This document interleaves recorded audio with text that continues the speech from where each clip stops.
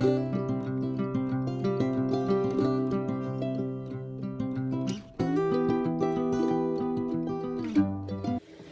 you guys, welcome back. My name is Erica and I am the Lopsided Crafter. I know it's been a couple weeks, but I was consistently just working on one project and I wanted to get that finished. So I'm going to show you that project that is finally finished, and I'm going to show you a fun acquisition that I got. So first, my shawl is done. I will be getting pictures taken. This is a knitted shawl, and this is my own pattern with fingering weight. I love that little pop of pink color work right there at the end. And then your ending lace. I love it. This is Arkansas Yarn Company. The green and black is called Trauma Queen, and the pink is Roller Derby. Like I said, I will be getting this pictures taken, and then I will be asking for testers. So I've already got a few lined up that have asked to test, but I definitely need some more. So this is why, well, this is one of the main reasons why I've been gone over the last couple weeks. I really love how this turned out. Other issues was just, you know, my health and just overall not feeling 100%. And that happens, you know, there's days that I feel fantastic, and then there's weeks where I'm just, what? Yesterday, which was October 22nd, 2021, so I'm not sure when this video is actually going to go up, but Friday the 22nd, the 23rd, and the 24th in the Asheville, North Carolina area was SAFF, which is the Southern Animal Fiber Festival. From what I understand, it usually happens the week after Rhinebeck. Can it be compared to Rhinebeck? I'm not sure because I've never been to Rhinebeck. I will say there were a ton of vendors. There were a ton of people. But I did have the opportunity to pick a few things up, so I want to show you what I got. First thing I'm going to show you is this beautiful basket. And I got this from a company called Twin Birch and Teasel. Where fiber and makers meet. And this is their card. And this is their information. Look at this gorgeous, gorgeous basket. I could not resist this basket. And it's hand woven, and it has these beautiful leather straps. And guys, it was only $49. I was blown away at the price. This is a very, very well made. I actually even ran my hands through the inside to make sure that there was no snags, because the last thing you want to do is put your yarn in a this type of basket, you know, and then have it snag. It was beautiful. These are made from, and I did save the tag, and it's down, I know it's down here at the bottom, so let me find it underneath my purchases. Hold that thought. Sorry about that. You always seem to get interrupted when you're in the middle of something. Anyway, so I did find the tag, and I wanted to make sure that I said this right before I said anything about it. But this is the tag that was on the basket, and here's the price that I paid for it. These are hand-woven baskets made in Ghana. Now, I may pronounce some of these words wrong, and if I do, I apologize. It says rural artisans from Bolgatanga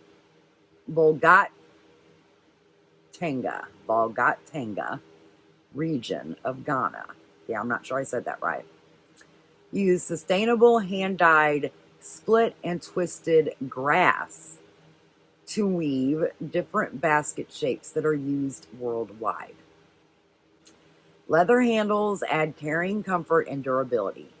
We purchase the best quality baskets, which means we pay weavers higher than the market price. Basket making supplements local farm income and is vital to the region. This basket can be reshaped by rinsing it with water, reshaping it with your hands, and letting it dry. So I did notice that some of the baskets, and it was probably because of moving them for the show, were a little flat or odd shaped. So it's good to know that if something happens and you want to reshape this type of basket, that you can. It's beautiful.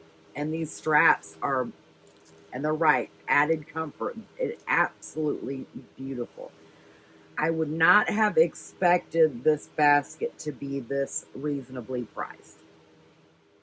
So I'm very happy with it. So that was one of my purchases at SAFF. Sorry, I just hit the camera. The next thing I got, and I always tend to get this whenever I go to an event like that, just because I like to show support. But I did get a t-shirt that says "From Head to Tail SAFF," and this was their logo for this year. The cute little animals on the top with the ball of yarn. And then I got a canvas bag that has the same logo on it. So, set that off over here to the side. And set this down. Now, I didn't buy very much yarn. I was trying to kind of keep myself on somewhat of a budget. There were a lot of vendors. What I did was I walked around. I kind of got an idea of what I wanted. And then I went back and made purchases. Probably shouldn't have done it that way, only because by the time I had walked through the whole thing, I was exhausted. I couldn't remember where anything was. But that's okay. Like I said, I did get a few things. This first thing, this was actually from the very first vendor that I seen in the second building, which was huge. This is from Behind the Pines. And she said she is currently working on her website. There are not a lot of stuff up there yet, but she is working on her website and she is willing to ship. She does hand-dyed yarns, project bags, beaded stitch markers, and more. And this is what I got from her.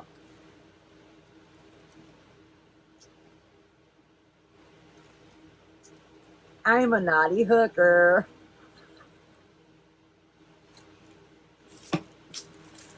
And the other one I got was this one. Stock yarn doesn't count as stash. I don't think it does. There was another one that I almost got, and I thought about walking back around to get it before I left. I had planned to do that, and honestly, I was so tired that I could barely move, and it slipped my mind. But it said, yarn shopping with your husband is like deer hunting with the game warden. I thought that was perfect. Absolutely perfect. The next thing I got was this yarn, and this is from Rock and Strings Creations. They do have a website, rockandstringscreations.com. And this one is called Halloween Queen. This is a self-striping yarn. This is on their Jitterbug fingering. It's 80% superwash merino and 20% nylon. 400 yards or 100 grams. That was cool. This dyer had a lot of cool colors.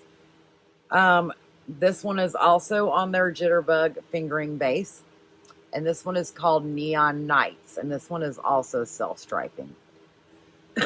What I loved about this vendor is that they had samples of their yarns knit up into tubes like for socks so that you will see exactly how it knits up. They did have where you could buy 2 50-gram hanks for your socks and not have to worry about separating the cakes. Believe it or not, even as OCD as I am, if the socks don't match, that doesn't matter, which is completely surprising to me because that usually really bothers me. The next place that I ended up going to, and this is one of the reasons why, actually, let me backtrack a bit. I did walk past a place called Hillside Farms, and they are in 4 Oaks, North Carolina, and there's their letterhead with their information and their website. And I needed some 16-inch number ones for some socks. So I did pick up 2 of those so I can do try the 2 16-inch needle type instead of doing the magic loop. Use the 2 16-inch circulars. I'm going to try that technique. Kay from the Crazy Sock Lady does have a video on her website explaining how to do that. Now, the next place I went to, and this was one of the ones where it didn't matter. I didn't walk around and then come back. I just automatically bought the yarn. The leading men fiber artists were there from Clinton, Illinois.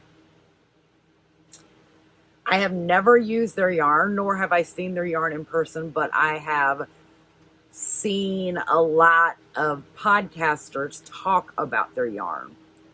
They had a lot of yarn choices, a lot. This was another one of their cards that they had. I did pick up one of their enamel pins. And then I just picked up a few things just because they had the cocoa knits in stoppers. And then they had the split rings, which I think these are not the metal ones. I'm gonna open them and we're gonna see.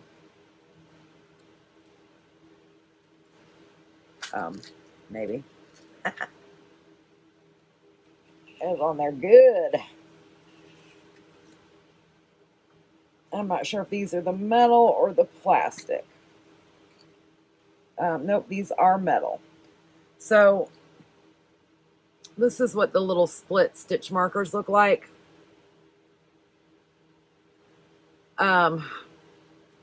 You could use these for crochet as well.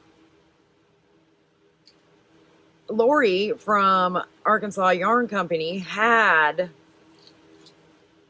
the Cocoa Knits pattern board a couple weeks ago, and these are supposed to magnetize to that board. I did not get the board at that time because I knew I was going to SAFF. I didn't know how much money I was going to spend. I had a little bit of a budget that I wanted to stick to. So now when she gets those in, I'll have to get one from her for sure. So it's like a magnetic board that kind of sets, it sets up kind of like this. And you put your pattern on here, and it's got magnets where you know exactly where you're at. Yes, I know there's things that you can buy from Hobby Lobby from the cross stitch department because I've got one of those. There's other companies that make them. Yes, I know. But the Cocoa Knits ones seem to have a very, very good reviews, and they just look cleaner, sharper. I don't know. So definitely going to be getting one of those when they come in. And the last bit of yarn that I got was also from the Leading Men, and this is on their Show Stealer base.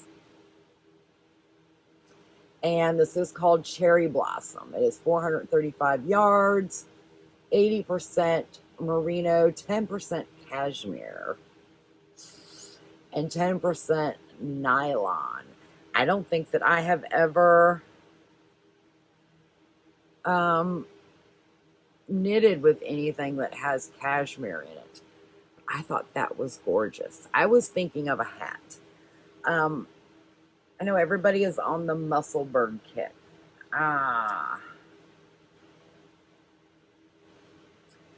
don't know that the Musselburgh is my type of hat, so I think that I'm going to design my own. So we'll see how that goes. I'm waiting to find out if I'm going to be testing a pattern for somebody. So if I'm going to be testing, then that will have to wait a few weeks. If not, then I will be getting started on that tomorrow. I don't really want to start on it tonight because tomorrow is when I'm supposed to find out whether or not I was chosen to test a pattern for a designer. When I say chosen, there are hundreds upon hundreds of people that apply, fill out the form to be a tester when a designer calls for a test group. There's lots of things that they look for. Excuse me. When they're testing. Also, if they've got 6 or 7 sizes and they've got 100 applicants and 50 of those applicants want to do the same size, obviously they can't do that. So it's a process. Even when I call for testers, it's a process. You go through, you look at each one, you look at their social media, you look at their following, you look at all kinds of things, their crocheting and or knitting level and or experience. There's a lot of stuff that goes into picking testers for your patterns. So you're not always chosen, and that's fine. That's fine. But that is all I've got. And this is a short video. Like I said, I will be calling for testers for this soon. As soon as I can get, it smells so good. I washed it with my own wool wash that I make. It smells so good. Yes, so like I said, I will be calling for testers for this very shortly. If you are interested in knitting this pattern, message me on Instagram, and we will definitely go from there. But I love it. Anyway, that's all I've got for you. Thank you so much for watching, and until next time, happy knitting, happy crocheting, and happy looming. Bye.